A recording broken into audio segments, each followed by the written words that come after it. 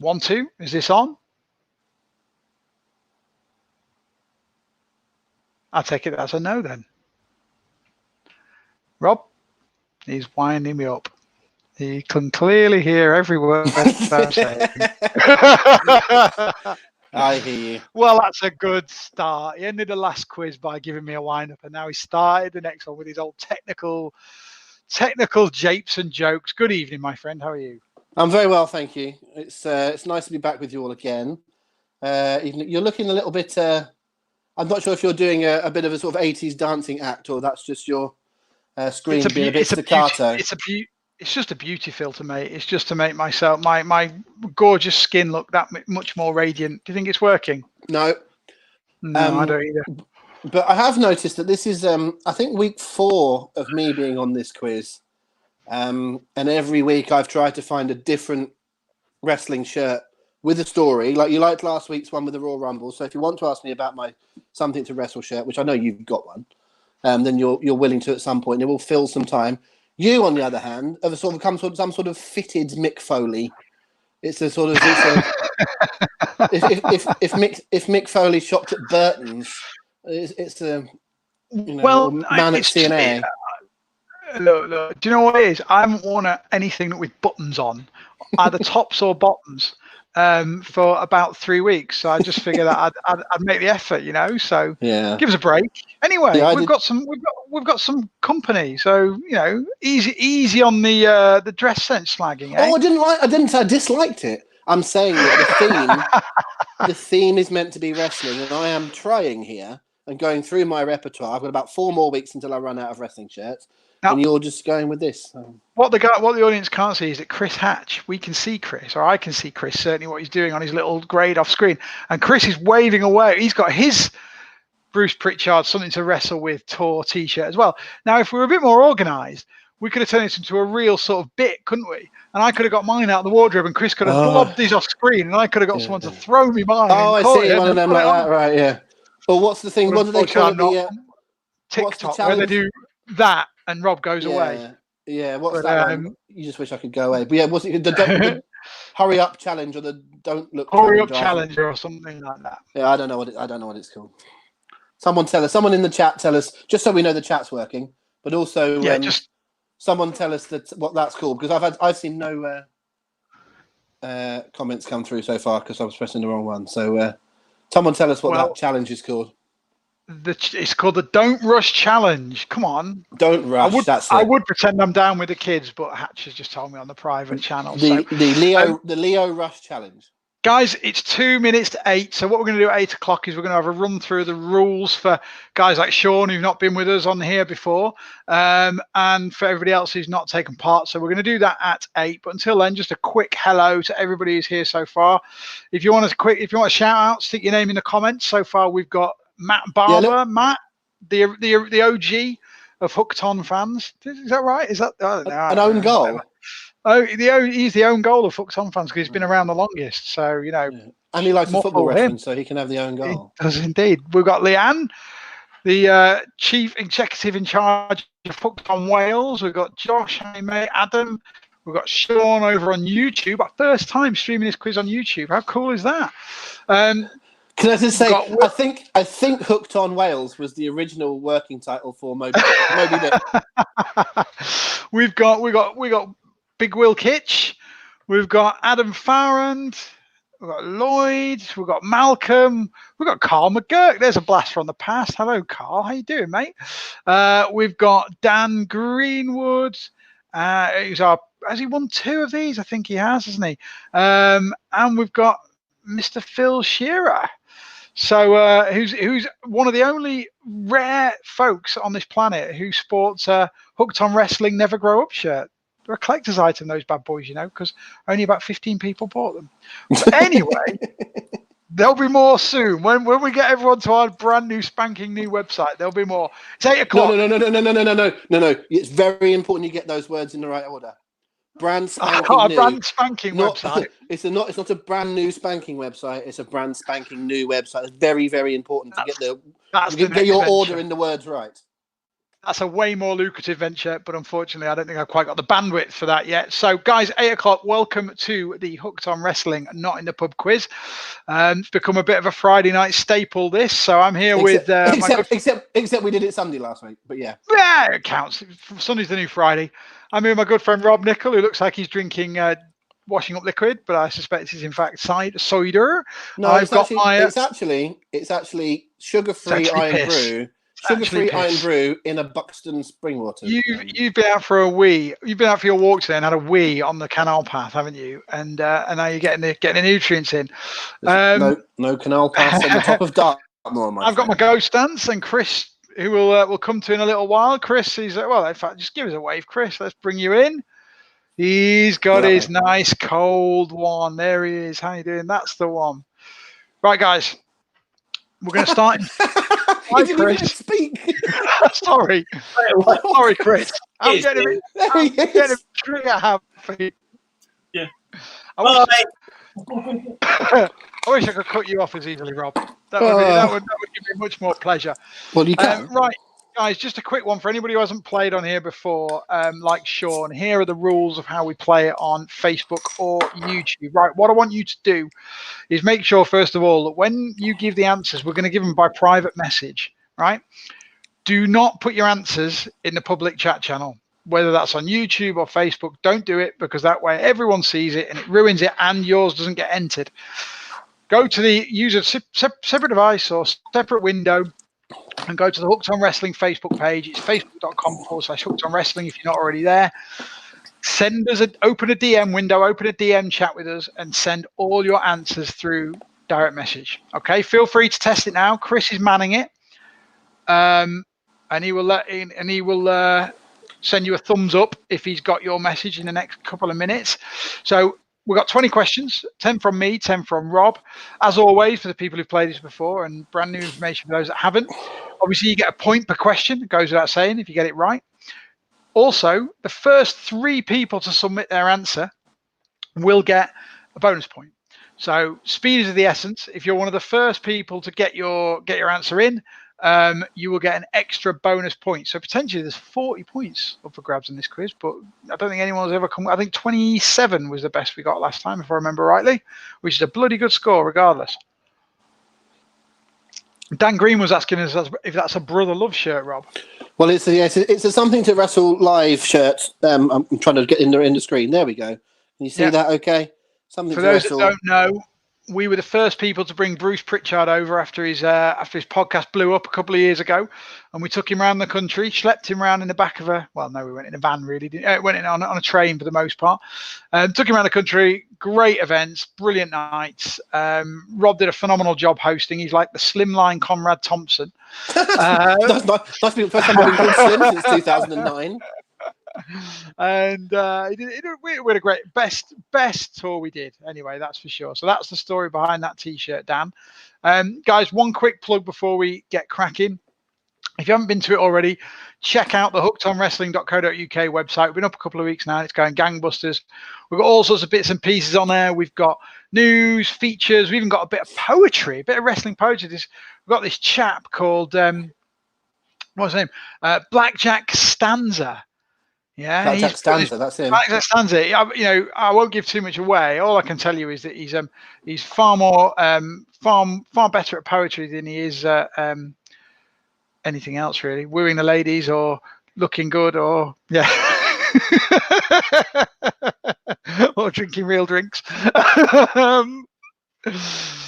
Anyway, I don't understand what you're trying to say, because obviously I don't know who this Blackjack Stanza is, because he is mysterious. He's not anonymous, like you said earlier in the week. The anonymous Blackjack Stanza. Yeah.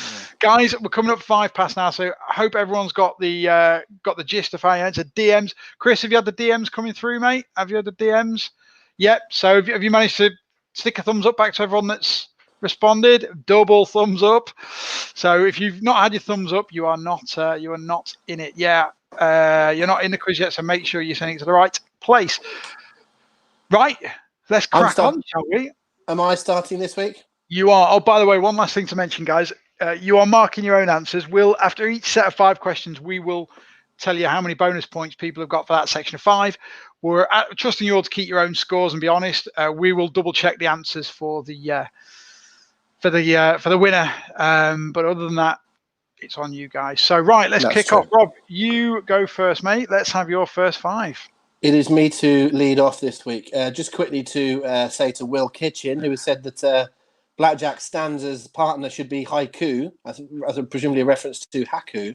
Funny you should say that, Mr. Kitchen, because we do have a review of last week's pay-per-view, the rather different Money in the Bank pay-per-view, which was written entirely in haiku. We could, Paul, entitle it Haku's Haikus, couldn't we? Or some sort of Haku's Haikus. Could be a good title for the column there. So that's a good idea. Thank you for that.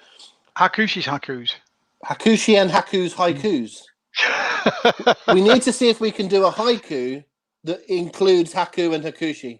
That's and Hardcore Hack and Hacksaw Jim Duggan. Over to you, Liam. and the SmackDown Hacker. And I don't know who that was. That. Let's carry on. Okay.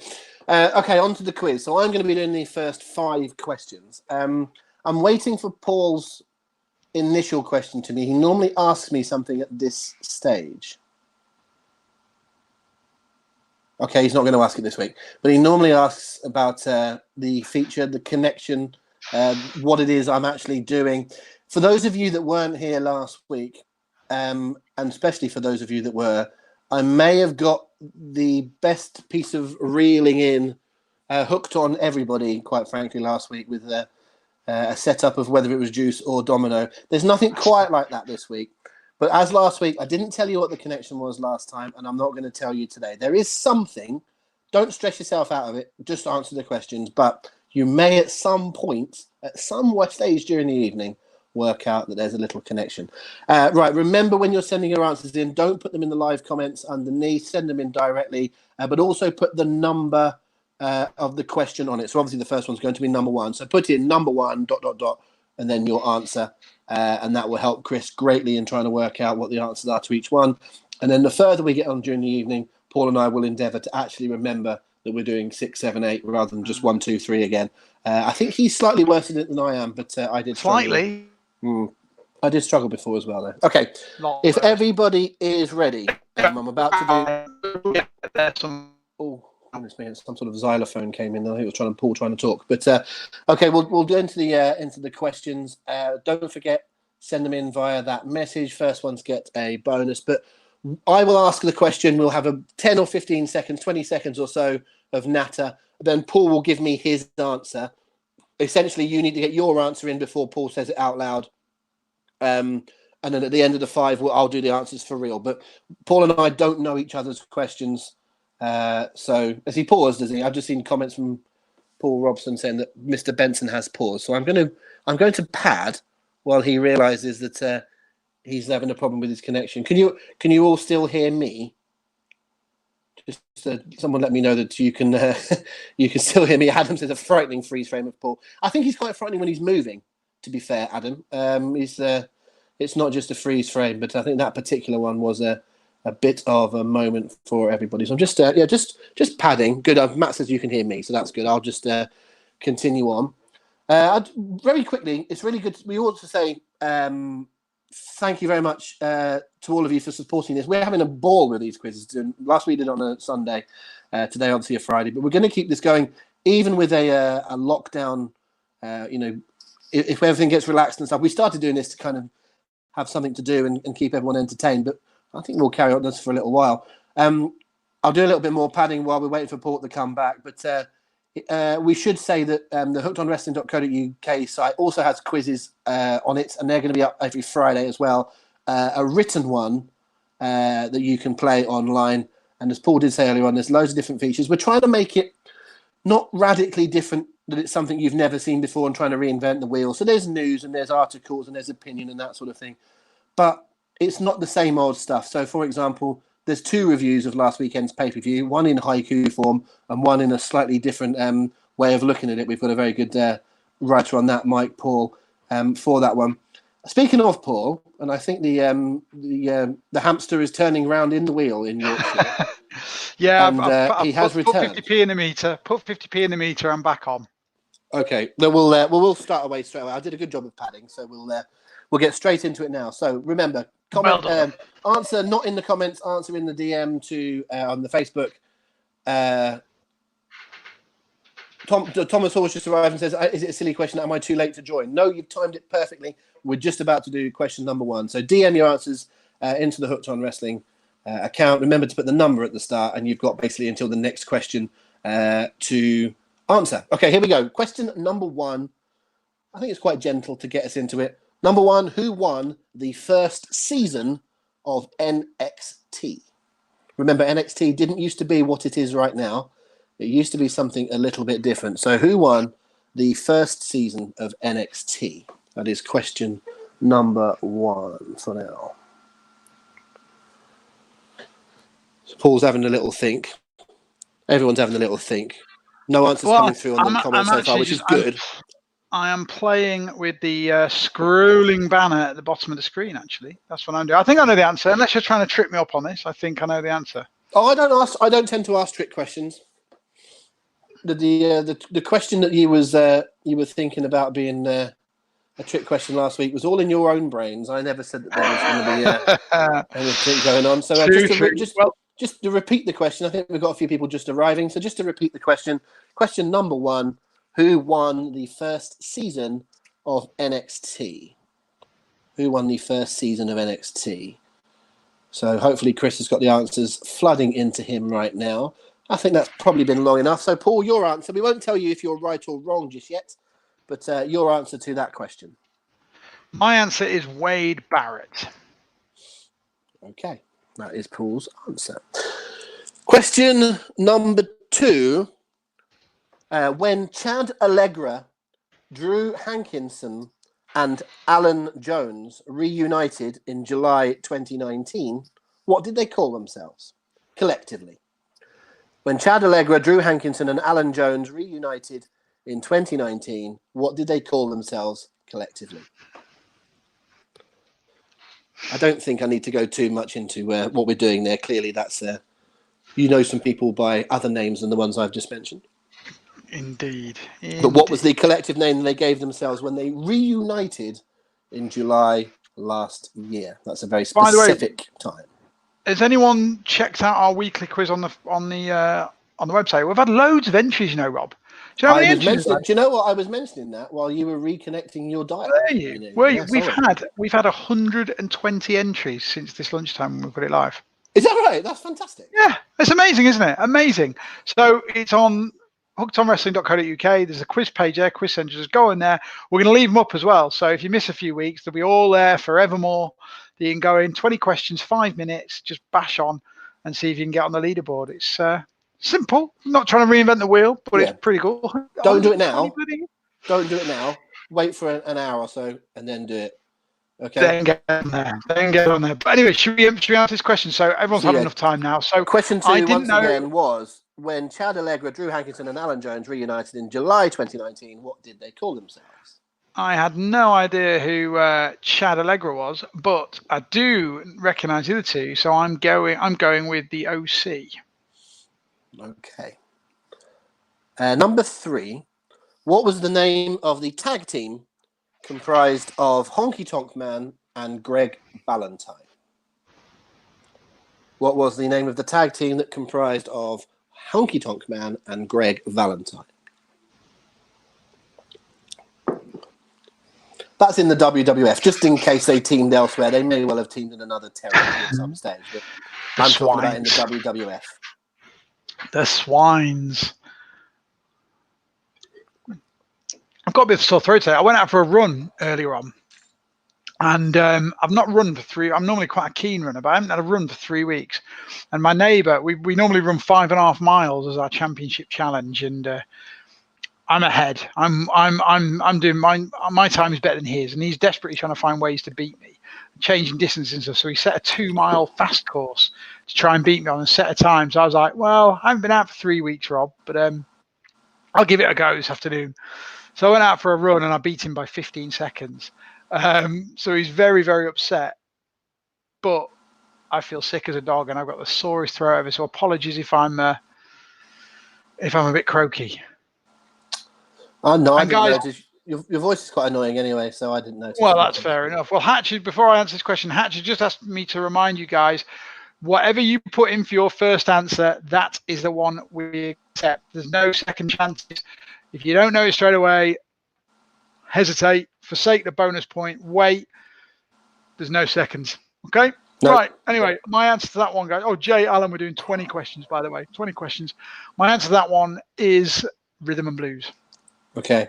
Yeah, the answer to that, Jay, is it's 20 questions. We managed to stretch out 5 minutes worth of entertainment over about an hour. So we're just to drag the arse out of this entirely. Number 4. What is the real name of the man who wrestled at one time as Jean-Pierre Lafitte? What is the real name of the man who wrestled at one time as Jean-Pierre Lafitte? Oh, yeah, of course. Of course. Funny you should say that. I almost had a Jean-Pierre Lafitte. I nearly had a Jean-Pierre Lafitte question in my quiz as well. Yeah, I just about. It was literally about 5 minutes away from sending it, and I rejigged the round. Chris Marden, by the way, send us a DM. Go to our Facebook page if you're not already on it. Hooks on Wrestling is the Facebook page. Send us a direct message, right, with the answers, and you need to put the question number and then the answer as quick as you can. That's the way to do it.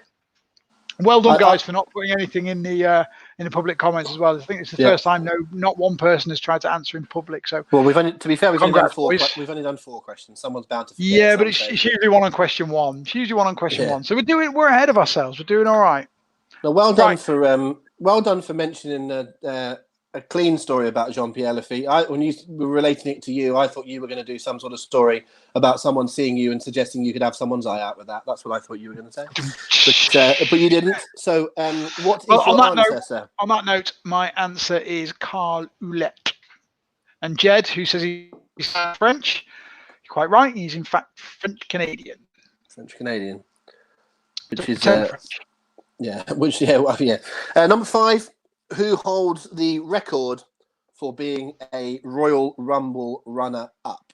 That is to say, who has been the person eliminated last the most times in the Royal Rumble? Who holds the record for being a Royal Rumble runner-up? That is to say, the person that is last eliminated in a Royal Rumble. Who has that happened to the most times?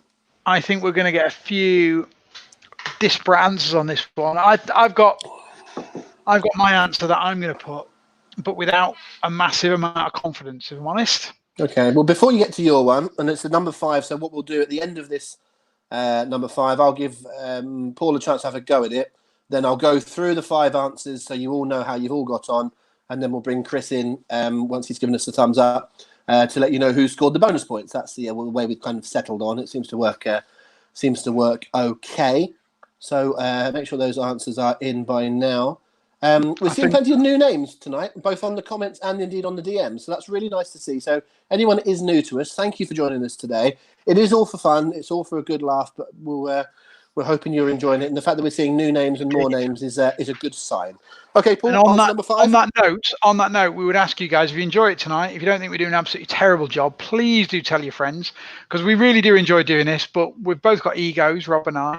And the more people watching us do this, the better it is, the more fun we have, because for obvious reasons, I don't need to explain it. It's more fun doing it to 505, isn't it? Well, that's true. I would say please do spread the word.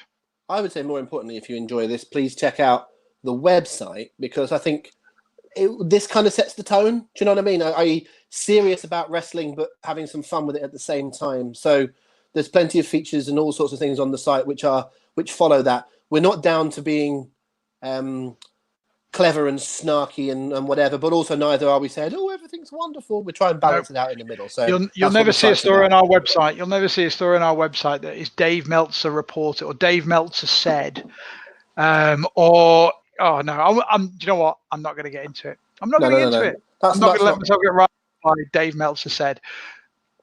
You want an answer from me, don't you? Probably. And my answer is The Big Show. Okay, cool. Let's do the answers. So, who won the first season of NXT? Chris, we're just going to go through them now, all these answers. I'm going to give the answer straight away. So, it's too late to to send the answers in, but you can play along in your head a little bit and do the rest of the answers as you go. Okay, number one, who won the first season of NXT? It was, as Paul said, Wade Barrett. So back when NXT was a bit of a contest, Wade Barrett won it, probably quite deservedly, I would say. And then he was, of course, the leader of the Nexus, and that's where that all spawned from, him winning that first season. So 1 to you so far, Paul. Chad Allegra, Drew Hankinson, and Alan Jones. Well, I think the more those names went on, the more familiar they might become to you. So Alan Jones, of course, being AJ Styles, Drew Hankinson these days. Well, I lose track of exactly what he's called, but Gallows, Doc Gallows, Luke Gallows, the fake Kane, Festus. And Chad Allegra being Carl Anderson, who's having a bit of a battle at the moment about his name.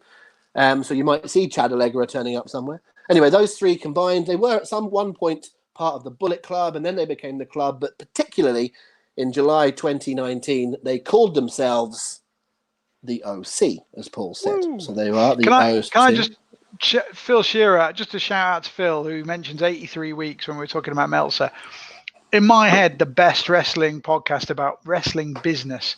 Bischoff gets a lot of shit, doesn't he? But he talks like he knows what he's talking about. I'm not going to dwell on this, but I love Bischoff's take on wrestling, even though he is full of shit half the time. It's entertaining shit and it's intelligent shit.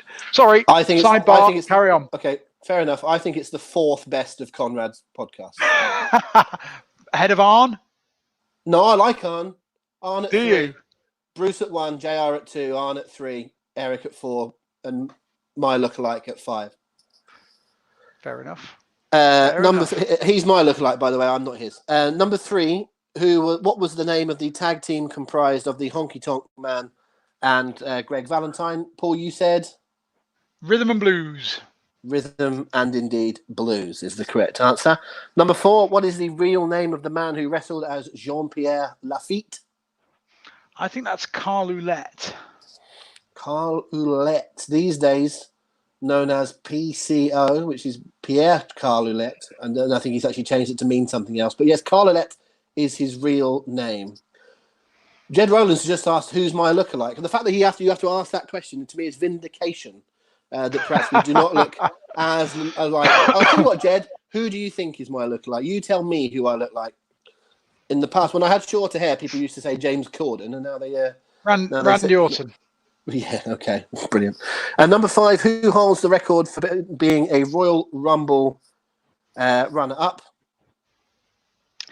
Is it The Big Show? It is not The Big Show. I thought I might be wrong on that one. I actually haven't put the list of people in front of me. There's a few people that have been... that have had 2 times where they've been the last person eliminated, but one person has been the last eliminated 4 times, including 3 times in a row. Helping you now? Not really. The answer is Roman Reigns. Roman Reigns no shit, been last really? eliminated 4 times. I actually want to say that he's been in something like 6 Rumbles or 5 Rumbles and won and been in the top 2 4 times. It's really well. Actually, I don't think he was last this year, was he? But he's been in the last. He was last this year. He was last this year. Okay, yeah, he was. Of course, he was. Yeah, he was. Drew, he was. Drew, yeah. So wow, that's an amazing record. But he was obviously with Nakamura, and it's happened a lot where he's been the interesting. The last guy in there. Was he? I think the only one he wasn't was the one where he was when Triple H won, because it was Triple H and Ambrose. That's right, yeah. Just in answer to Paul's question, by the way, Paul put PCO for question 4. No, mate, that's not his real name, so there's no nil par for that one. It isn't his real name. We're going to have to be rather strict on that one because, quite frankly,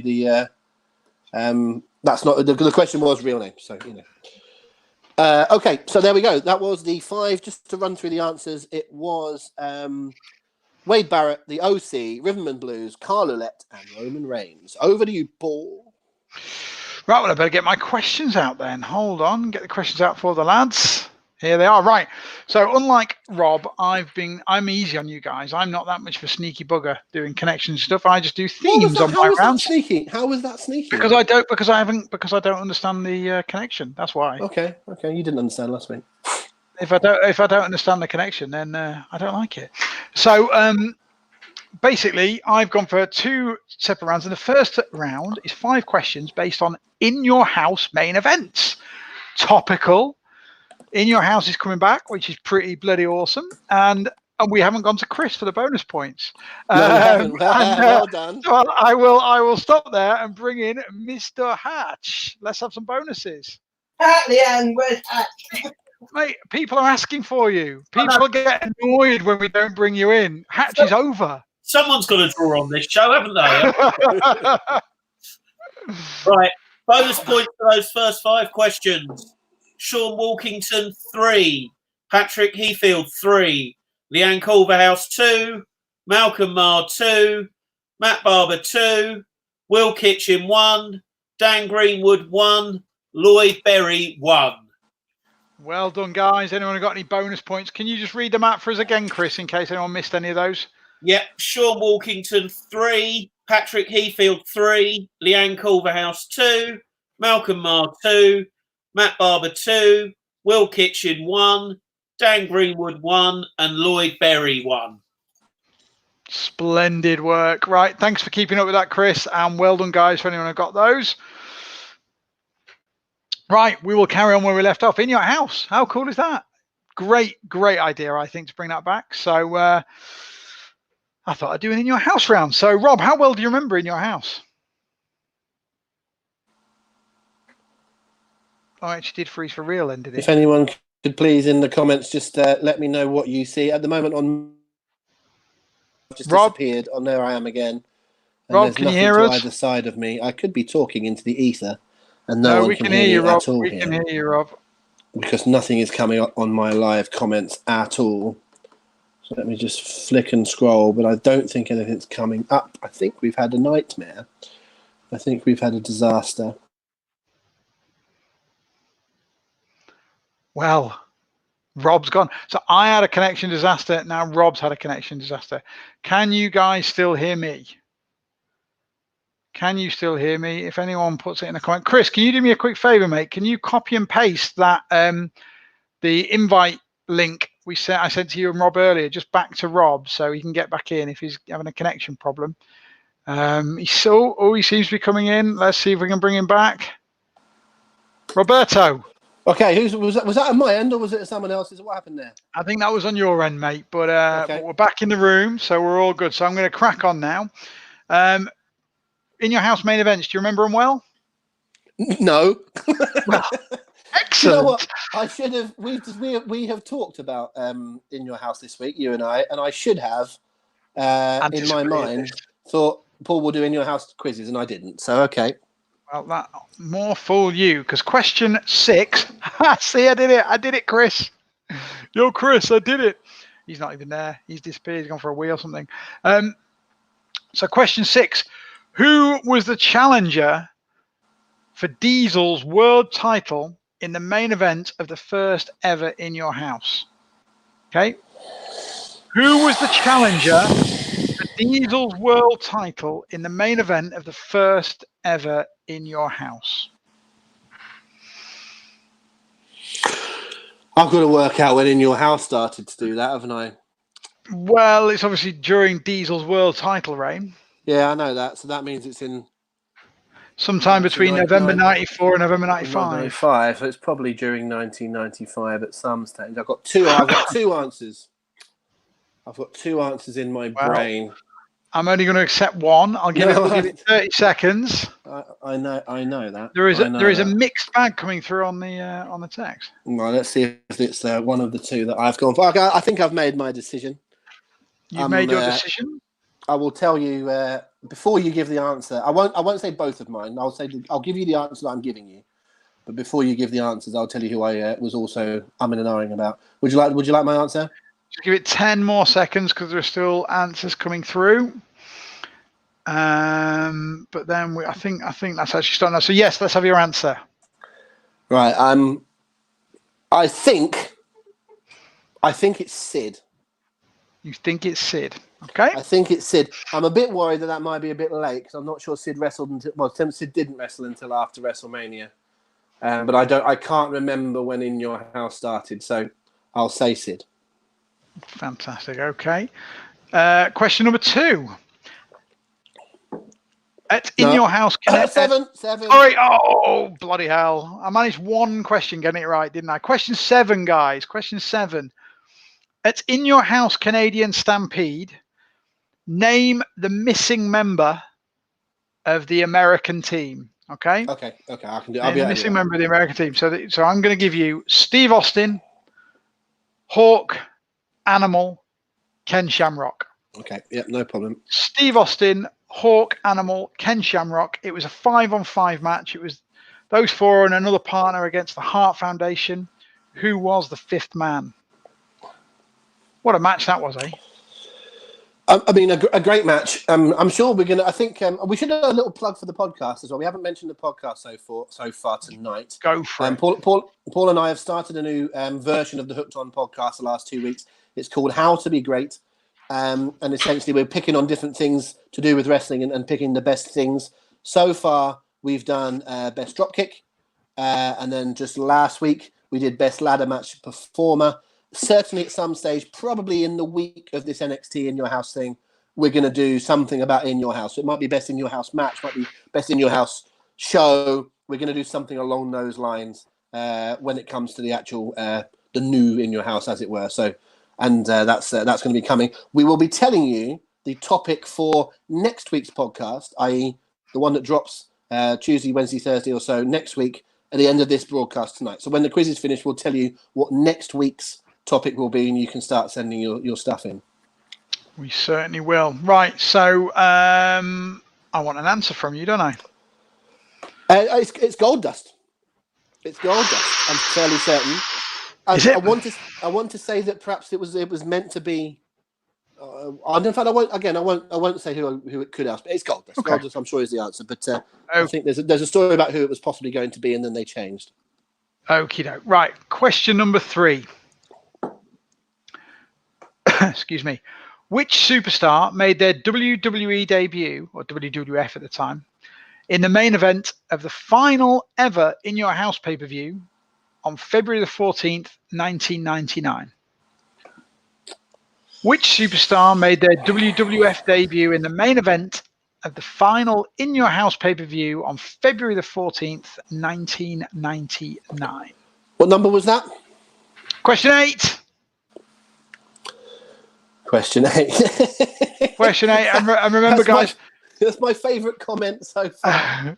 Is for those of you that are unfamiliar with the name that's just popped up on the comments there on Facebook, Sarah Barraclough Hatch may or may not be the partner of our referee.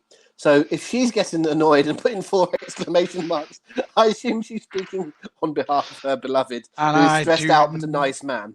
Do not want to piss Sarah Hatch off because she's like my hooked on mother and she will murder me in my sleep. I think she'll murder you for saying she's your mother. But okay. Don't have to be. It's not work. Mothers aren't an old or young thing. Don't be silly. Don't be. You can tell you haven't had any colleagues for a couple of years, can't you? And you worked at a football club, Rob. Did you actually have any female colleagues in your department? That's an unbelievably harsh thing to say because there's a big thing about football and it's been a big male thing. I know there's more females in our office than there was males in there. In your office or your department? No, not in our department. I'll tell you a story. Oh no, wait, that's boring. I'll tell you off air. I'll tell you a story, about something like that. But no, not in our department. There's only ever 2 people in our department, so that's a bit of a harsh comparison. And they were both males. Well, one of them was me, and the other one was a male. Yes. There you go. So, what's the answer to the question? What was the question? Who made their debut during the main event of the In Your House pay-per-view on February the 14th, 1999? Do you want their name at the time or the name that they're most known by? I do not give a hoot. I'm fairly certain. I'm not sure I'd have got it until you said February. Okay. Because I think it was Paul White, The Big Show, because I think it was at Valentine's Day Massacre. Well, you'd missed a trick there then. You've missed a trick because when I gave my answer to your question, the answer was, I thought, The Big Show. If I was even remotely confident, I would have given the old, well, it's The Big Show. What would you? If you're that confident, I wish you should probably do the same. No. You don't get me singing that easily. Right. Question 4. Question 9. Stop it. It's question 9.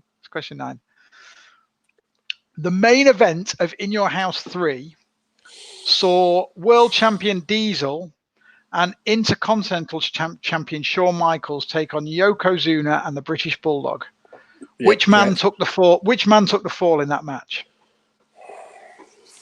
The main event of In Your House 3 was world champion Diesel and Intercontinental champion Shawn Michaels versus Yokozuna and the British Bulldog. Which man took the fall? You know, I don't think it should be a topic that we do on the podcast because I think it's a bit limited.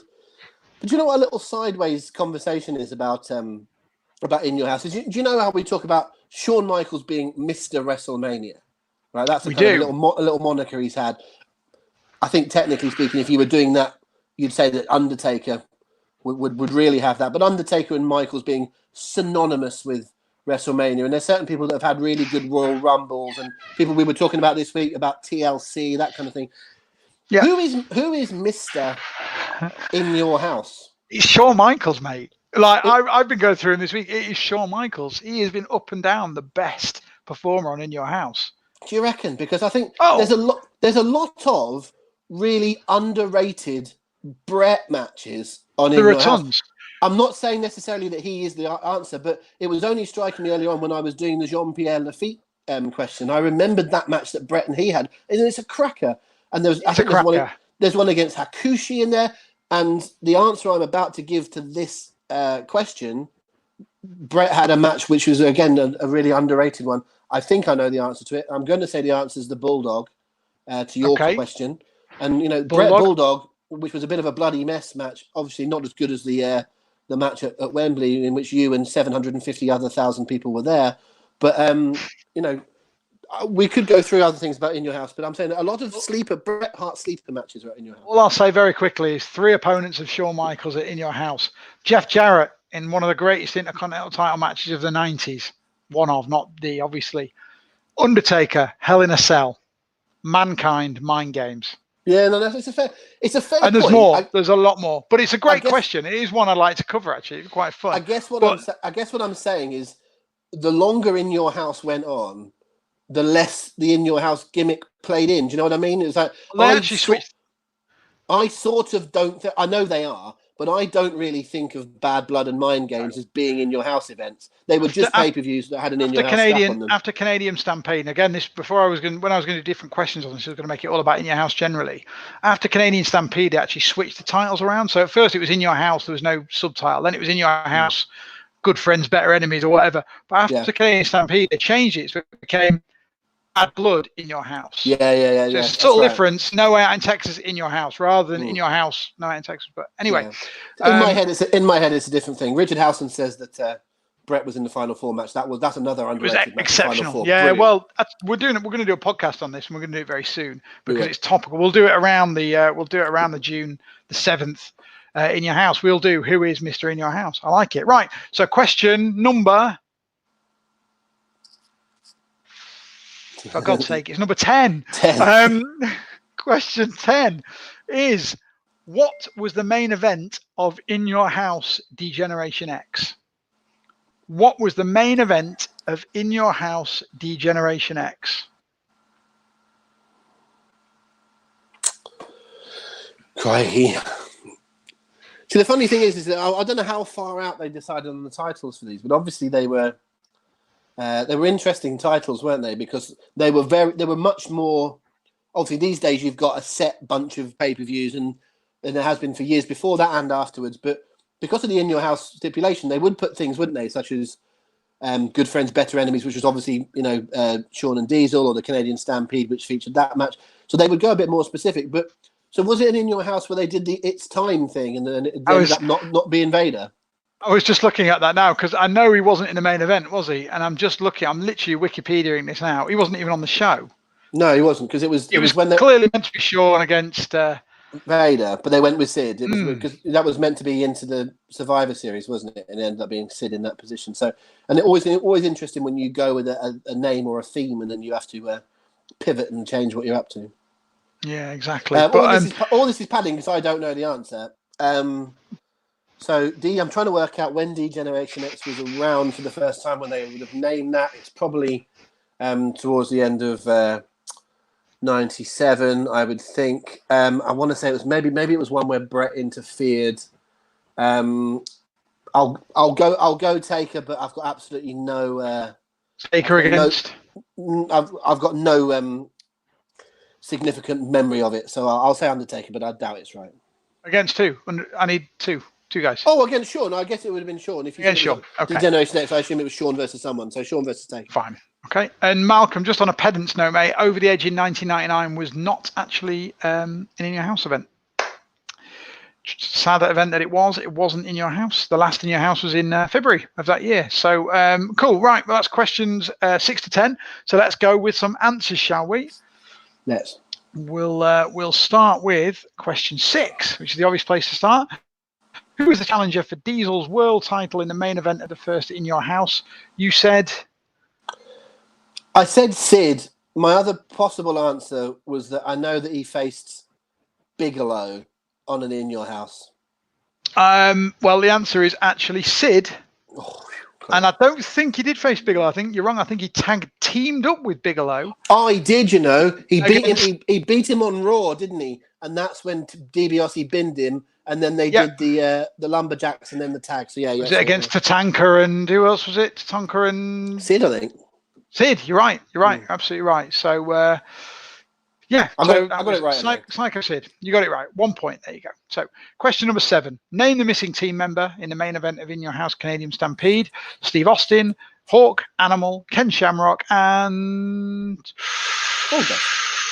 It was Goldust. Indeed, that was an easy one. No I think suspense the needed suggestion there. was that it was meant to be. I think it was meant to be the Patriot. I think is the idea that it was going to be the Patriot. I think it was meant to be the Patriot. It was also meant to be Mankind at one point, and they pivoted away from that, and Goldust was kind of like the third choice. So question number 3, which superstar made their WWE debut during the main event of the final In Your House pay-per-view in February 99? That was indeed The Big Show. The Big Show. Came up through the ring in the... Indeed, he did. Indeed. Right, question number 4. The main event of In Your House 3 was World Champion Diesel and Intercontinental Champion Shawn Michaels against Yokozuna and the British Bulldog. Which man took the fall in that match? You said the British Bulldog. The answer is Owen Hart.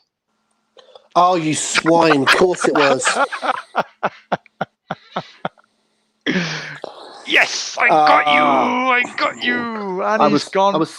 I was so annoyed then, I pulled down on my cord and it moved my iPad round. That's annoying. That's annoying. Yes, it is. I had in my mind it was Bulldog, because I was thinking, well, there was a controversy and they changed the titles and actually that title switch was ruled out. Of course it was. Owen showed up. There you go. And yes, Patrick, that was my Domino's revenge. I'm sure there's a pizza called that. Right, question number 10. Sounds more like a shit ride at Chessington. Question number 10.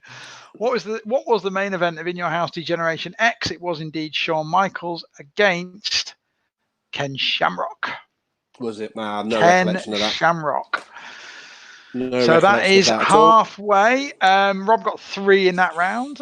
Chris, are we ready for the bonus pointies? He's given us a thumbs up, so let's bring him in. I will get these question numbers right eventually, mate. I'm very sorry. Not a problem, mate. It's fine. I'll just it's fine. One thing I noted in the comments, Chris Marden said that he answered question 6 with Sid that auto-corrected to Sod. I think we'll give him that. Which he also managed to be in the fastest 3 with his correction to it. So that was good. Oh, well, in that case, fair enough. Which brings me to a first in our video quizzes where Chris actually got all 5 as the fastest finger. What? Well done, Chris. So 5 to Chris. Five bonus points. That's impressive. 5 bonus points. Along with that, Sean Walkington 3, Leanne Culverhouse 2, Patrick Heathfield 2, Thomas Hall 1. Sorry, 1 for Thomas Hall, 1 for Matt Barber, and 1 for Rich Houghton. Nice scores there, guys. Just give us a repeat, if you would, Chris. Yep.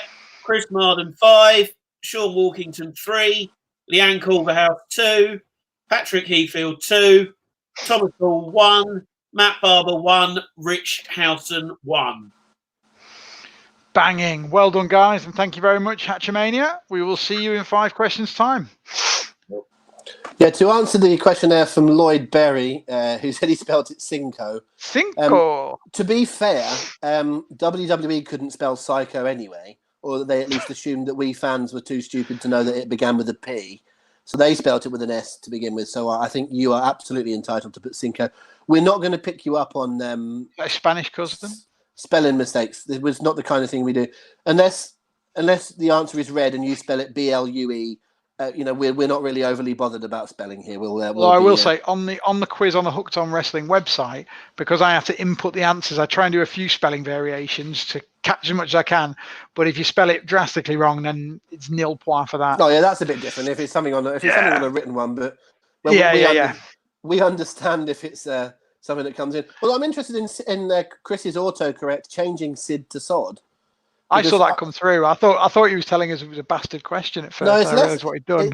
It's less about that, but more two things. One, I would like to hear a podcast called Sid's Law, which would be quite a nice. It would be his thoughts on things. And the other thing is that Chris's autocorrect changed it to swear words, whereas I just get annoyed with mine and just say I have never wanted to use the word ducking in my entire life. Ducking hell! Every single day it wants to put ducking. One day though, I'm going to go to a fete and I'm going to want to go to a ducking stall, and it's going to come out as something very, very different, isn't it? So I think it'd be easier. It would just be easier for society to change the word "fucking" to "ducking" and just have done with it. Then we'd all be fine, wouldn't we? I don't change it now. If I type ducking or I type fucking and it comes up with a ducking, I leave it now because I assume everybody knows that. Yeah, exactly. Me too. Anyway, it's 8:45. It's 8:45. We want to get through this. Let's get to question 11. You did the time check. I've done a time check before. Oh, so it's like it's heart radio. Pretty lovely. Right. Number 11. So I should remind. So if you are just joining us, we should do a little update. We've already done 10 questions. Make sure you're keeping a track of how many points you've got. Excuse me. That includes how many you've got right and how many bonuses Chris has given you. And obviously, we've done my 5, as you recall. Wade Barrett, the OC, Rhythm and Blues, Carlolette, Roman Reigns. Here we go with the second of my 5. Number 11. Who entered the 2019 Royal Rumble at number 2? Who entered the 2019 Royal Rumble 2019 Royal Rumble at number 2? Male or female? Sorry, good point, Paul. Inherent sexism on my part. Male Royal Rumble. That's my bad there. You recall I ended with my last question on question 5 was about being the second to last, or the last person eliminated, the second to last survivor. We start this one with coming out at number 2, so there's a little bit of connection there, but only a slightly unintentional one. Paul is thinking. I know the answer. The trouble is that this letting you in on the secret, folks. When we do the live pay-per-view parties, by the time the men's Royal Rumble comes on, Paul has pretty seriously got stuck into the beverages between. It doesn't tend to drink before 12 o'clock, but by the time the men's Rumble is on, he's managed to fit 5 or 6 hours of drinking into about 2 hours. So they're a bit hazy sometimes, the Rumbles. I usually remember the opening. Actually, Rumbles are the exception because I like winning money off you and Harry for our little entrance game. You might get this one. I do get this one. I remember this one very fondly because I ran around the bar screaming how correct I was and how brilliant again, plenty of beers deep, but I just wanted to tell everyone how massively clever and awesome I was at that point for guessing who number 2 would be. And in fact, it was Jeff Jarrett. And we did talk about spelling mistakes in the quiz, but if that is something that you're going to put, I'm not saying it's the right answer, but if you do put that as Paul's answer, I would expect you to spell it correctly. There is a way of remembering. Number 12, whose only pay-per-view singles match was a loss to Hunter Hearst Helmsley at In Your House 6 in February 1996. I can do the In Your House questions as well, Whose only pay-per-view singles match was a loss to Hunter Hearst Helmsley at In Your House 6, February 1996. I've got an answer to this. Okay, good. That's I'm the not idea. I'm not saying it's the correct answer, but I've got an answer. Okay. I do think just give actually people. in your house, it's something we'll probably return to it in the quiz as well, because it's there's something about in your houses that just go a wee bit under the radar. Whether it's did we always get in your houses over here? I have a feeling that we didn't always get them, and you had to catch I'm not up sure on that we did, WWF Mania, and it was. I think you don't might be remember right. seeing some of those earlier in your houses, and obviously I've seen them subsequently by going back at the network. But when it all started, I would have been 11, 12 when the in your houses started, and I don't really remember them. I don't have that visceral memory as a kid watching them. I feel like I've watched them back. I think you're dead right. I don't know when the changeover was, but I'm pretty certain that we didn't get those first few. But I don't think we did. Yeah. Anyway, what an underrated show that was, by the way. WWF Mania. Saturday mornings. Todd Pettengill. Underrated by who? Great show. No, underrated by who? I think it's a great show. It was people of our age's gateway drug into WWE. It was phenomenal. There was no Raw, did we? There was no internet. There was no nothing. You wait until Friday night to watch WWF Mania and catch when everything happened on Raw. Oh my God, Mania was incredible. Was it Friday nights? I associate it with being Saturday mornings. It was Friday nights and then onto Saturday mornings. Okay, I used to watch it on a Friday night at my friend Lawrence's house. And okay. I'd said amazing. It would have been sort of midday Saturday sort of thing. By the way, if Todd Pettengill isn't on NXT Takeover in your house, then that's so riot. True. He's got to be there, mate. He's got to be there. Todd Pettengill should go in the Hall of Fame, and I'm not even joking. No, he was superb. He was superb. I'm told he was on the bump this week. Oh, really? Okay. Yeah. I'm not sure. I've not seen it myself, but I'm told he was there. But anyway, the answer to your question, Rob, we've stalled enough. We're giving people enough time. The answer to your question, I think, the only one I can think of that's plausible is Henry Godwin. Okay. Good answer, maybe. Number 13. Who acted as Hunter Hearst Helmsley's bodyguard in 1997 and then Chris Jericho's in 1999?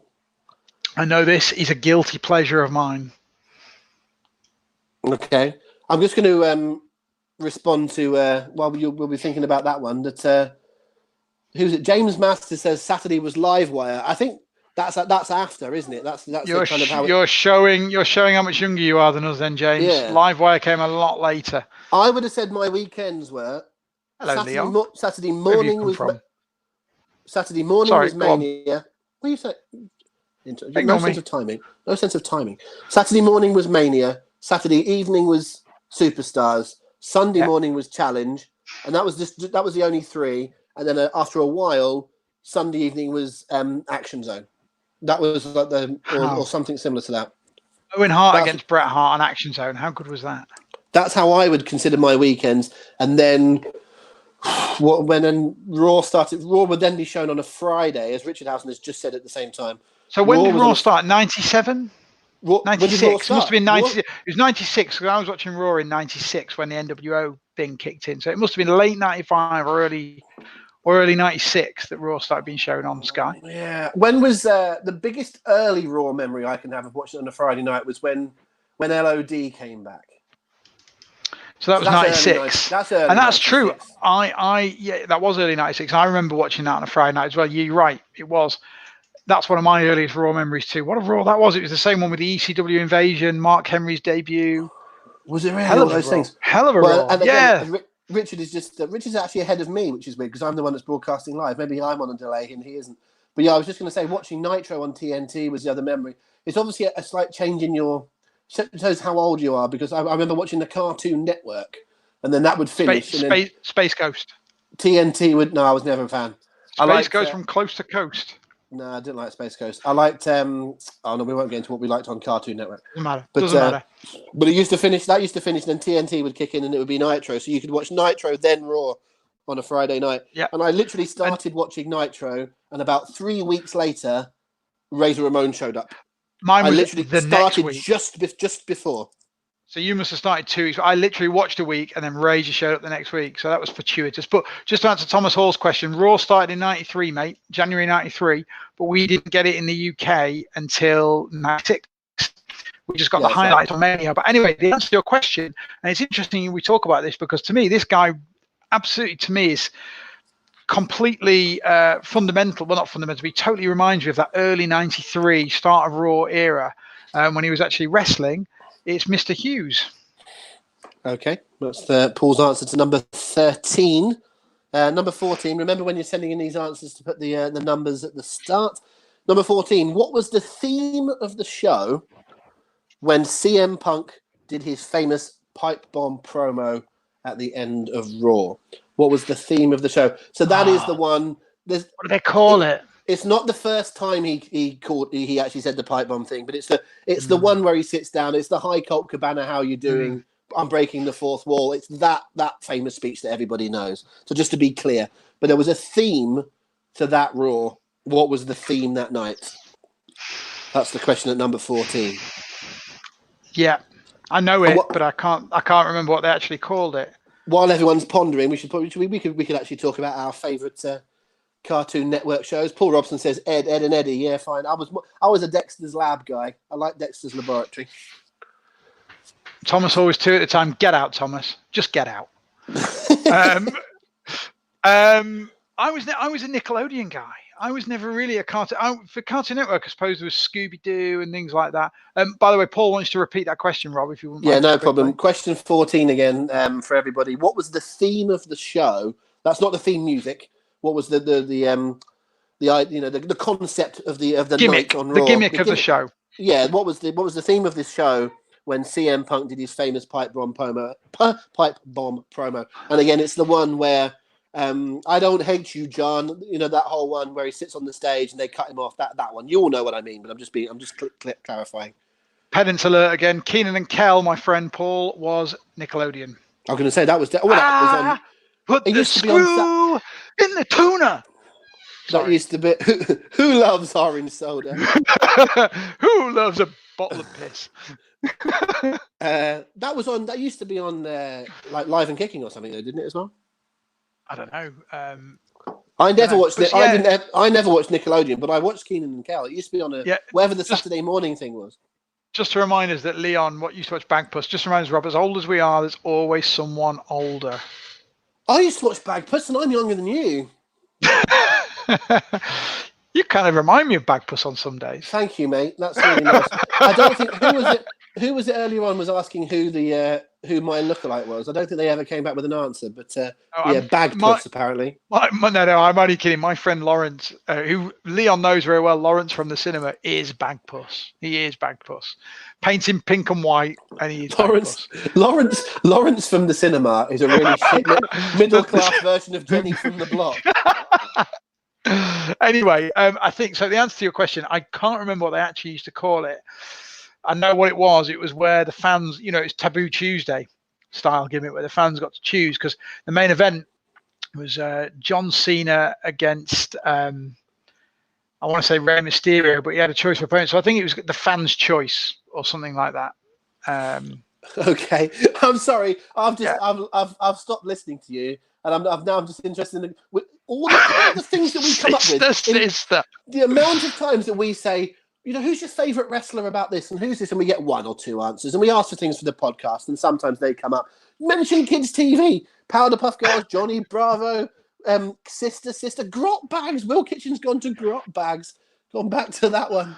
Oh, all sorts of stuff in there. That's lovely stuff. Matt was frightened of Bagpuss. That was a shame.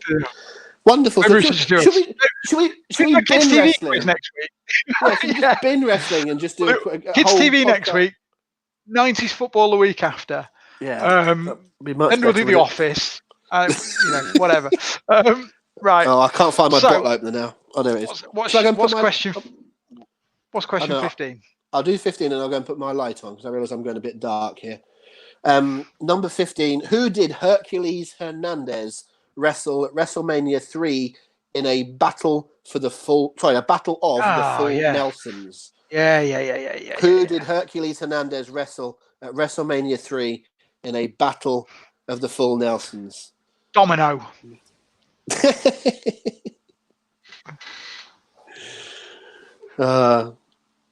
Maybe that's what we should. You asked me to sing earlier on, didn't you? Maybe that's what I should have done. I should have. Every second is a highlight. When we touch, don't ever let me go. Dirty dancing in the moonlight. Take me down like I'm at Juice. Do you know who sang that song, Paul? Was that Katy Perry? It was Jessie J, and she stole my muffins. Anyway, carry on. There's a euphemism if ever I've heard one. Jessie J stole my I'm muffins. just trying to look at it. Oh, was that at Joel's house or something? I was at. I was present at an interview that our mutual friend Joel Ross did with That's Jessie right. J. You might call. She mentioned being gluten-free, and Joel turned and went, "Oh, this is my mate, gluten-free Rob." And I happened to have a massive pack of gluten-free goodies that someone had sent to his radio station. So she rifled through them and she stole my muffins. Anyway, I'm going to turn my light on. Back in a sec. You might call me Showbiz Paul, Rob. I'm talking still. I don't know if you can hear me. But our friend Joel, you'd go around to Joel's flat in Camden. And Joel was Joel from JK and Joel, by the way. But you'd go around his flat and there'd always be a random celebrity sat on the couch that he'd be interviewing that morning. Whether it be Natalie Imbruglia or MVP or whoever else, it was. They're similar. It was an experience going to Joel's house. But anyway, Who would Alex Mack was never there. Richard. Who would you rather watch a pay-per-view with, Natalie Imbruglia or MVP? Natalie Imbruglia, Rob. I'm torn, to be honest. Don't blow smoke up my ass. That's just how I feel. Yeah. A cold and you're ashamed. Don't carry that on. Don't carry that on. No, we'll leave it there. We'll leave it at cold and I'm ashamed. Yeah, we shall. You want my answer for question 15, don't you? Yes. Billy Jack Haynes. Okay. Let's do the answers to those then. Hopefully all the answers have been coming into Chris. I can't see Chris, of course. Paul can, but it's seems like they have. He's happy with things coming in. Has anybody cottoned on, either from what Chris can tell or from what you've seen, Paul? Has anyone cottoned on to today's little theme? I haven't actually, mate. I've written them all down to try and make some sense out of it, but I'm afraid I have got nothing. Okay, if you remember what the theme was last week, and if you remember that we've introduced. Oh, Rob's gone again. Oh dear. I went off. Can anyone hear us? I lost myself. Can hear you now. For a second. That's Paul, better. Can you hear me? Can now, but we didn't hear anything before that. Okay, I'll start that again. Number 11, who entered the 2019 Royal Rumble at number 2? Paul Benson. No, it wasn't. It was Jeff Jarrett. Oh, that is correct. How's that spelled? JEFFJARRET.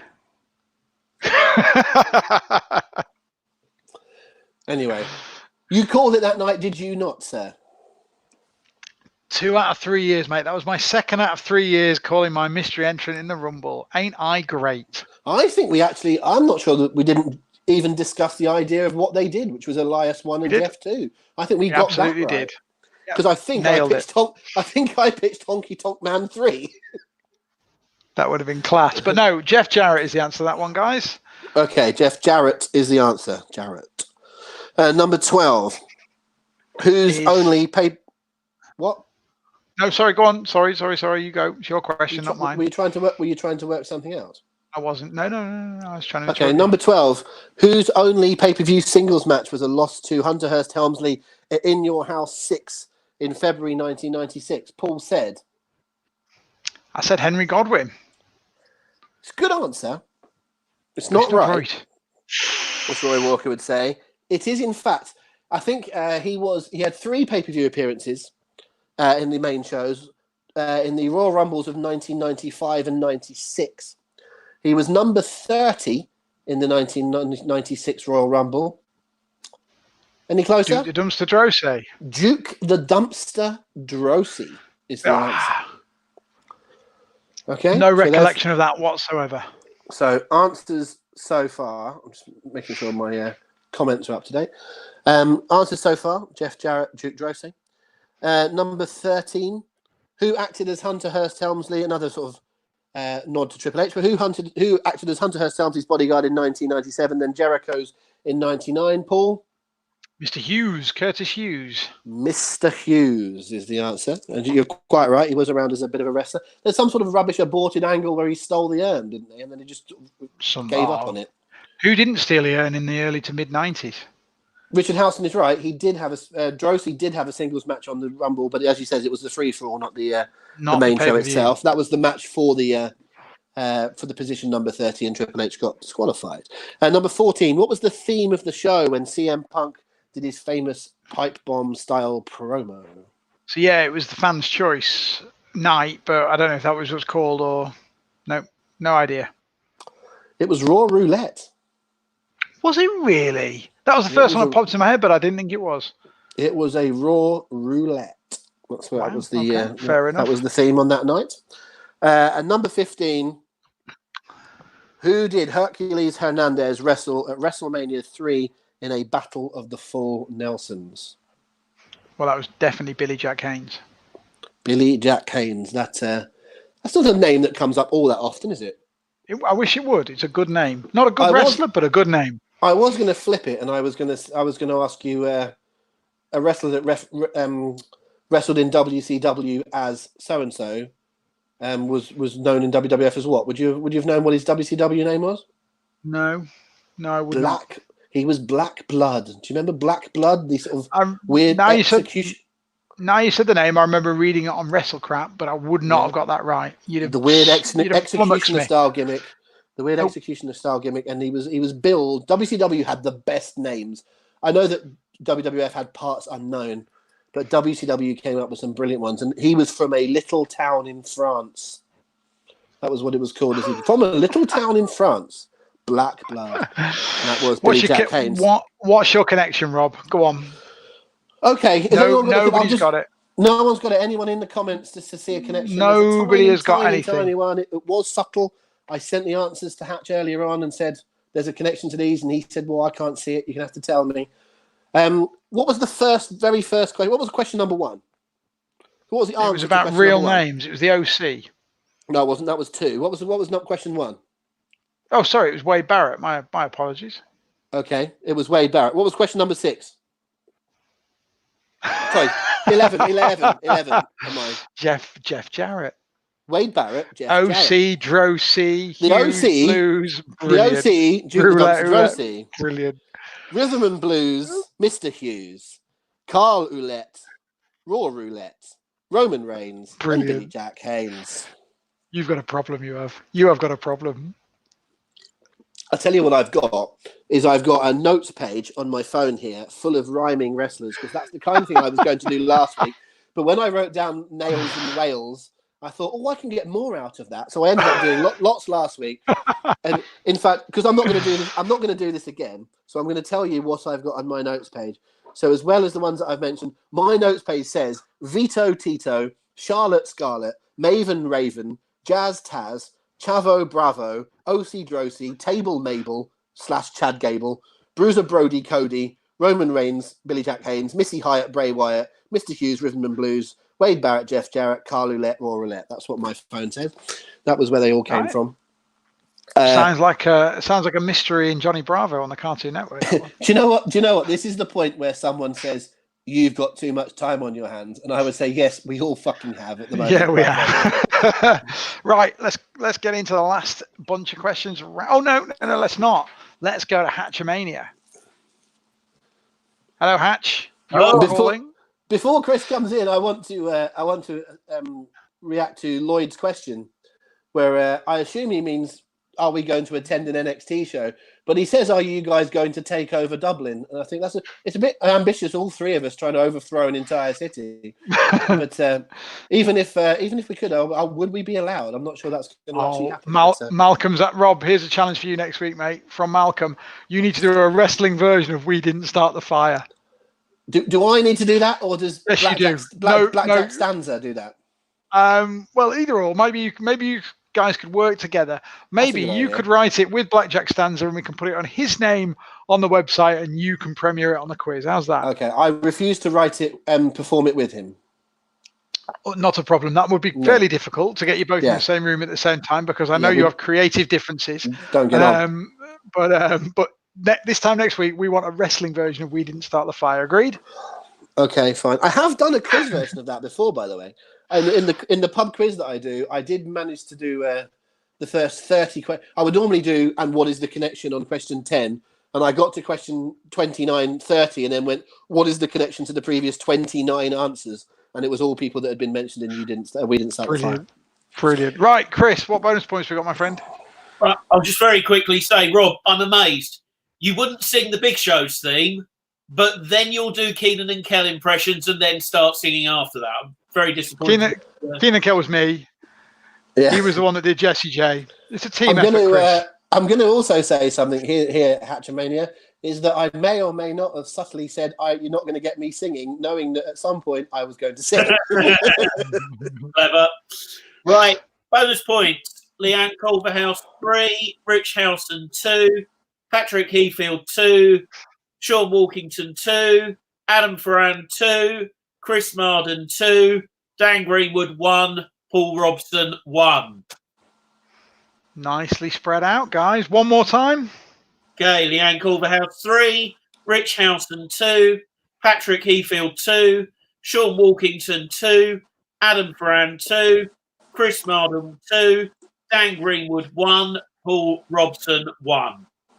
Wunderbar. Thank you, Chris. We'll come back to you in five questions time. Starting with question number 16. Paul is going to do the next 5 questions now, but make sure you're adding up your scores as you go along. We'd love to hear what you're on at the moment. Your score that you've added up of the out of 15 plus any bonuses Chris has given you. It's not an official total at this stage, but if you want to put in the comments below how you're getting on, it would be interesting to see what the scores are at the moment. 5 questions to go. Welcome if you are just joining us. We do only have 5 remaining. Paul's going to fire those out. But Paul, are these kept? Go on. Do we keep these videos? Do you leave them on the Facebook page? Can people go back and watch them? Yeah, absolutely. And they're also on the YouTube page now, so people can go and watch those at any point in time.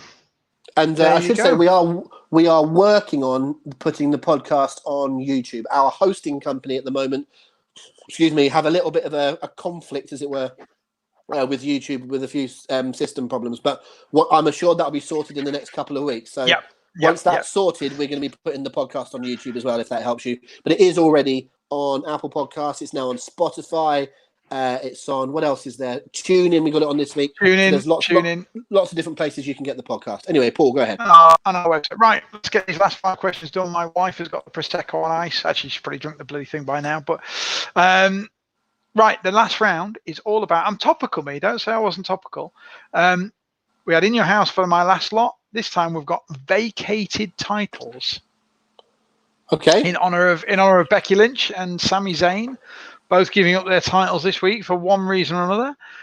So we're going to talk about vacant titles, right, this time around. So question number 16.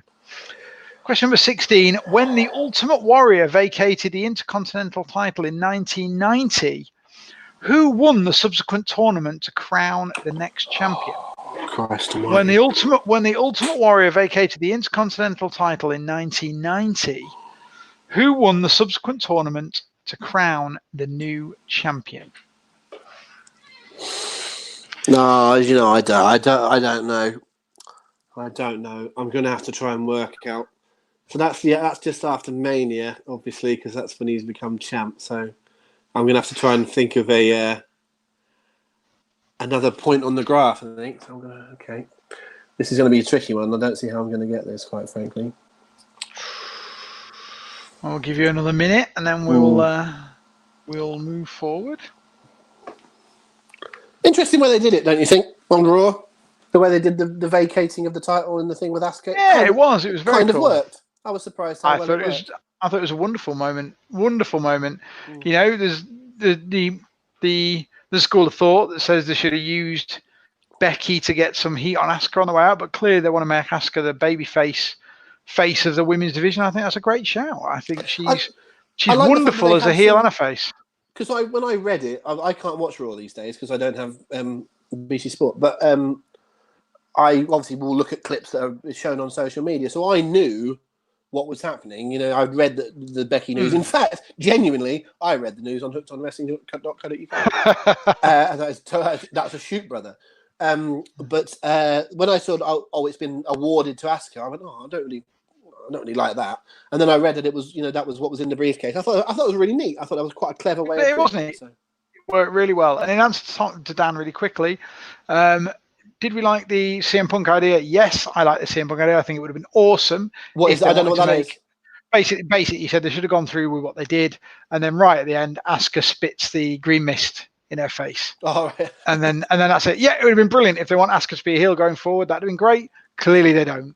So it wouldn't have worked. And I think, all power to them. They need another very popular woman to take over on the Raw side, and Asuka is as good a shout as anybody else on the planet. So yeah, I think what they did was the right thing, to be honest, to accomplish their goals. Rob, give us an answer. Yeah, I'm going to give you a really skew-if answer here because, frankly, I don't know. I can't remember the tournament. I wasn't watching wrestling then. It's before my time watching regularly. The only point on the graph I've then got is that is that WrestleMania.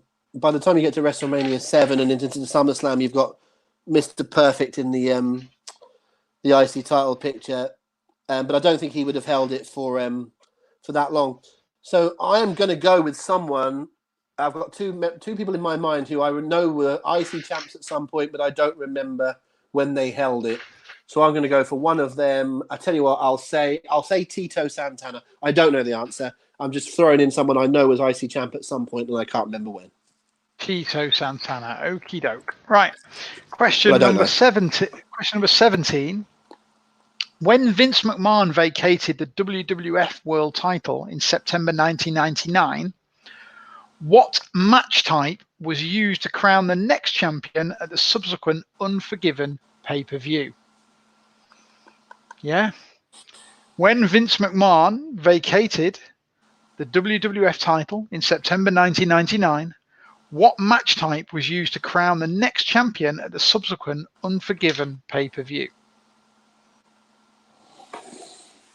Any ideas, mate?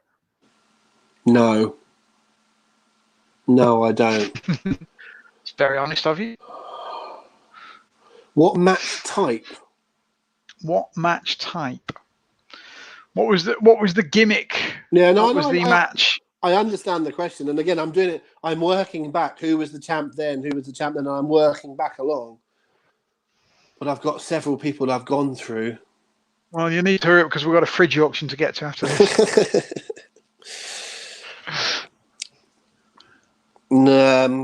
Nothing's really coming to me. But I've got. Go on, have a guess. I've got the. Triple H was the champ at 2000, the Rumble 2000, and he won it off of Big Show, who won it when he replaced Austin in the Triple Threat, and he must have had the match against Boss Man after that. So it's who was the champ before Big Show won it,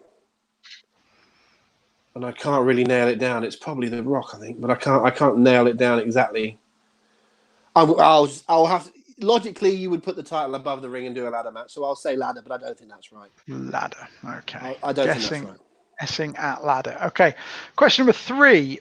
In May last year, which tag team vacated the NXT tag team titles due to their call-up to the main roster? In May last year, which tag team vacated the NXT tag team titles due to their call-up to the main roster? May, just after Mania. You know I don't know anything about NXT. I also know you don't do this question just for me, it's for everybody. But there you go. You go. I can think of a couple of teams that got called up. It's whether or not they were the champs at the time.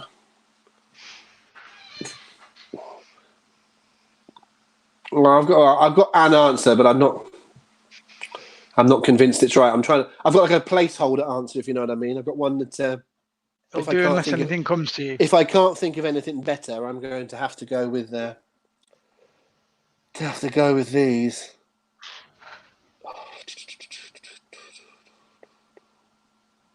May last year.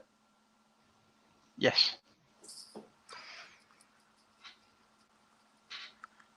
I'm desperately trying to remember. I know that there was there not a ladder match was it the Mania weekend that there was a ladder match, a triple threat ladder match, and it was absolutely brilliant. Is that the main? I believe I'm not going to say it. I can't remember. No, you shouldn't really say it. You shouldn't say it too. I'm sort of thinking out loud. I'm trying to think who won that ladder match. Okay, on, do you want my answer? I'll say it's the what were they being called in NXT at the time? The War Raiders. Viking Raiders, Viking Experience, whatever you want to call them. That's your answer. Okie doke. I don't think that's right. Right. So on to question number 19. I'm doing all right on this round, aren't I, with the numbers? I'm doing okay. Well done. It's amazing what a warning from Sarah can do to you. Question number 19. In January 2006, Kurt Angle eliminated Mark Henry to win a battle royal for the vacant World Heavyweight Championship. But which superstar had vacated that title due to injury? In January 2006, Kurt Angle eliminated Mark Henry to win a battle royal for the vacant World Heavyweight Championship. But which superstar had vacated the title due to injury? 2006. Who? That's not a clue. No, I know it isn't. There was no New Day in 2006. No, there wasn't. January 2006. Which title did you say it was? World Heavyweight title on SmackDown.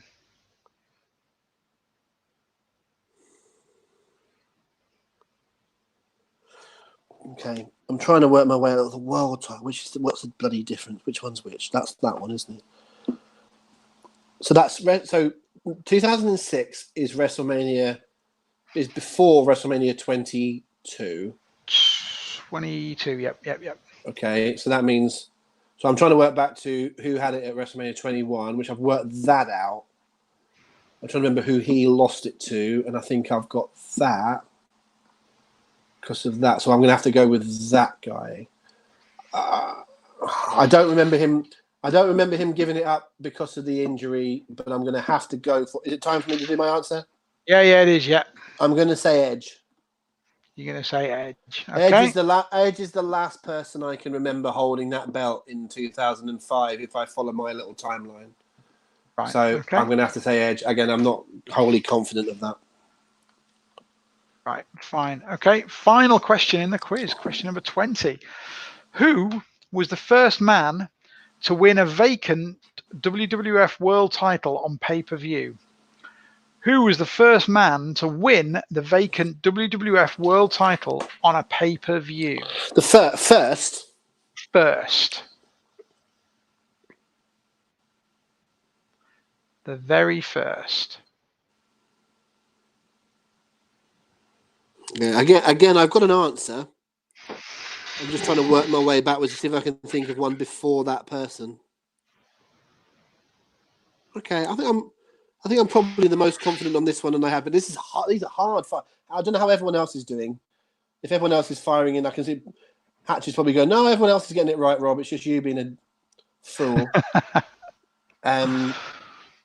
You've managed to find a big gap in my knowledge here. All these titles, and I would have said I'd be not bad on title changes. Certainly up until the early 2000s, I'd have been good on title changes. But you're getting me here a little bit. Okay, I've got an answer. Yeah. I've got an answer. Well, go on then. Let's have it. Let's call time on this question. Let's call time on the quiz. I'm going to have to go with Randy Savage. Ooh, yeah. Okay, you're going with Randy Savage. Yeah, because I'm assuming it's from the whole. I'm just following my timeline along with Warrior. Warrior lost it to Slaughter. That's a different bit. That's afterwards. I'm just following along from Hogan having the title and dropping it to Andre. To interrupt your train of thoughts, we're getting loads of compliments on this round, but I suspect that's because they knew all the answers. Yeah, probably. It's always a good round if you know the answers, isn't it? Yeah. Well, you say that. I would also commend you on those. They were good questions. I have done rubbish, but I would say they were good questions. I think I'm a man enough to know when the questions are better than I am. Let's see how you've done. So question 16, when the Ultimate Warrior vacated the Intercontinental title in 1990, who won the subsequent tournament to crown the new champion? It was not Tito Santana. That was a bit earlier on. Can I give you my other one? Should I give my other one? Yeah, you can. My other one I was thinking, there's two people I was thinking, I know they've been IC champ, but I don't know exactly when. So one of them was Tito and the other one was Texas Tornado.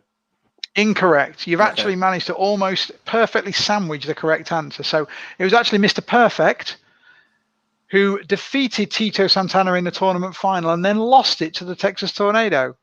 And then won it back again.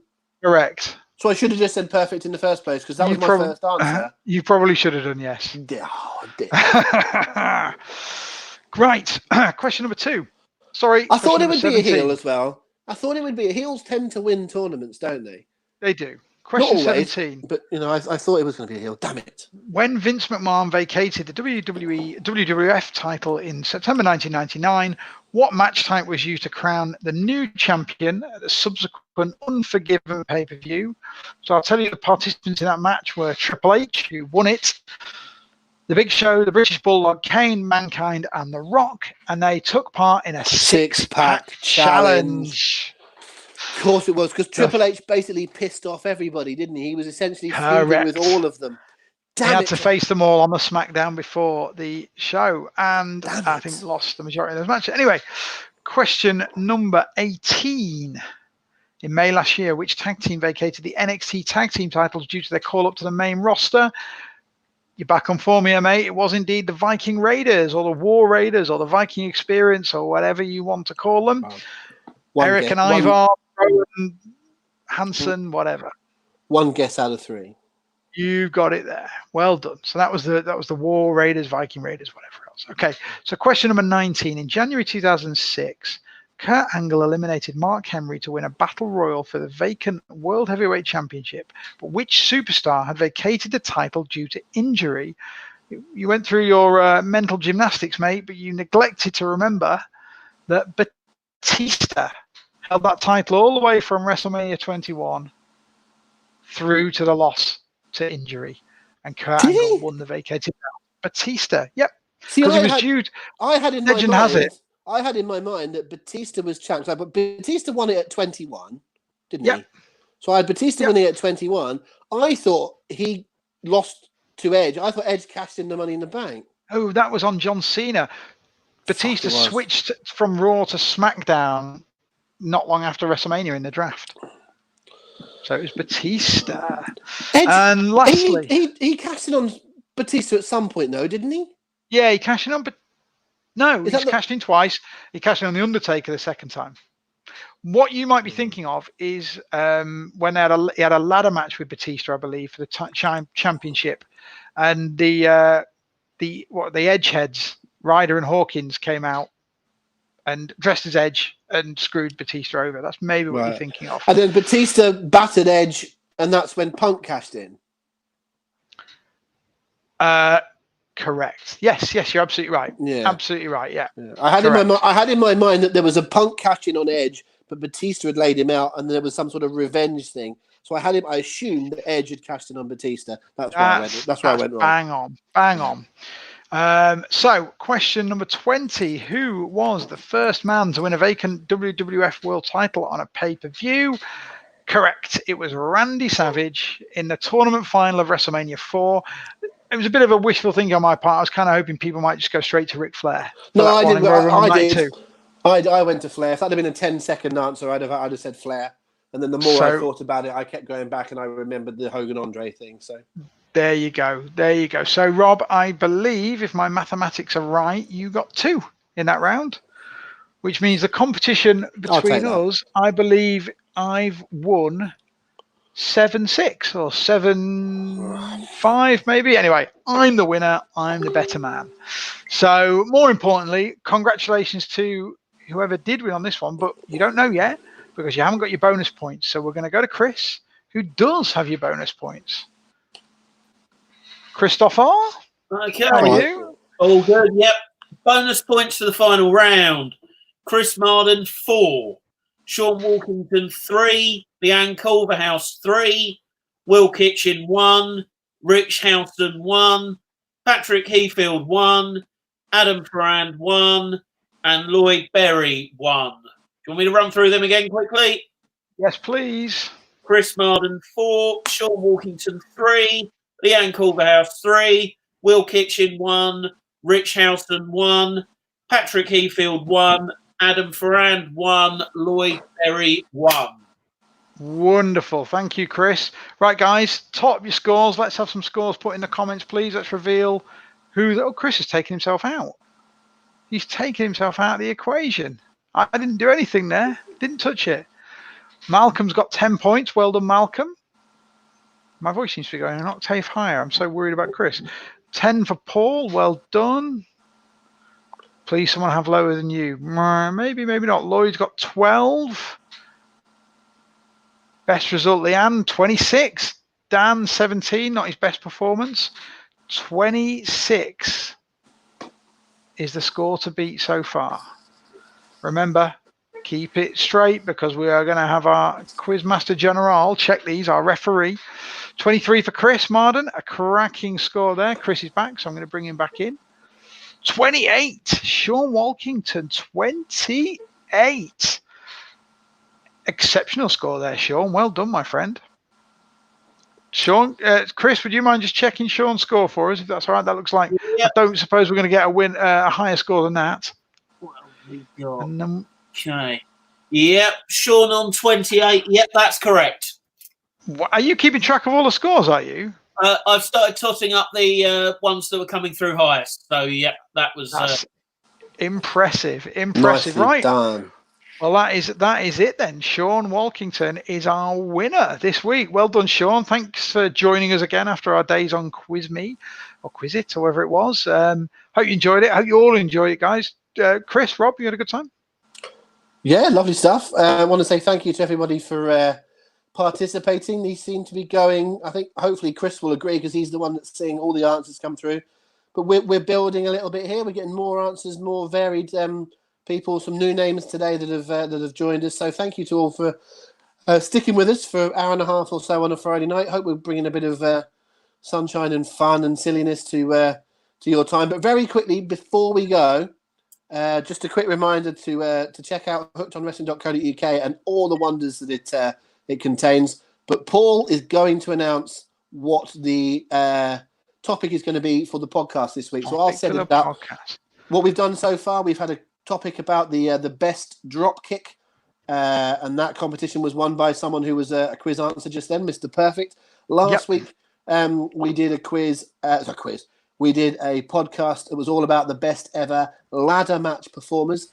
You can go and listen to that podcast now. It's available on the hookedonwrestling.co.uk site, as well as Apple Podcasts, Spotify, TuneIn, lots of other places.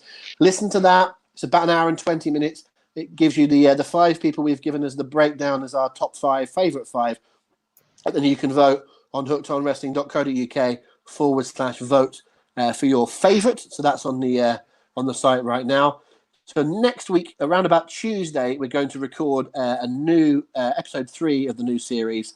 And later on that week, it'll be live and you'll have a new vote to do. And Paul is going to reveal what the topic is for next week. So what we will do in the coming days, over the weekend, we will put a couple of posts up, Facebook, Twitter, Instagram, etc., asking your opinion on this particular topic. We want to hear your feedback, your suggestions, your comments, and we will use the bulk of those in the podcast. So over to you, Paul. What is the topic for this week? Yep, we're going to go a little bit different this week. We're not asking for an individual.